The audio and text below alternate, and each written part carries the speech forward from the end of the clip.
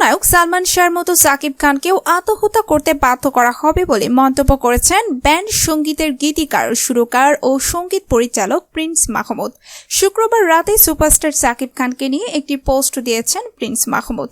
সেই পোস্টে প্রয়াত নায়ক সালমান শাহর সঙ্গে তুলনা করে সাকিব খানের সঙ্গে ঘটা সাম্প্রতিক বিষয়গুলোর তুলনা করেছেন প্রিন্স। তার পোস্টটি হুবহু তুলে ধরা হলো। এরা সাকিব খানকে আত্মহত্যা করতে বাধ্য করবে সালমান শাহর মতো, আমি নিশ্চিত। এরা ভুলে গেছে এদের সমস্ত অর্জন সাকিব খানের জন্য। সালমান শাহ মারা যাওয়ার আগের সময়টা আমার মনে আছে, প্রায় পুরো ইন্ডাস্ট্রি সালমান শাহর বিরুদ্ধে চলে গিয়েছিল। শুক্রবার রাত 11:20 প্রিন্স মাহমুদ তার ভেরিফাইড আইডিতে পোস্টটি দিয়েছেন। এছাড়া একটি কমেন্টে তিনি আরও বলেন, খুব টেকনিক্যালি তাকে ব্ল্যাকমেইল করা হচ্ছে। ছেলেটা একটু চালাক, আর সব সাংবাদিক মেইনটেইন করতে পারলেই হতো। যাই হোক, সাংবাদিক সহ সব বন্ধুদের বলি, মতের একটু অমিল বা স্টার আপনার কাজে না আসলে তার বিরুদ্ধাচরণ করবেন না। এরকম নায়ক যুগে একটা আসে। এই সঙ্গীত পরিচালক আরও বলেন, শিকারী সিনেমা আজ দেখলাম, যা বুঝলাম তার ক্ষমতার সিকিভাগও এদেশ দেখাতে পারেনি।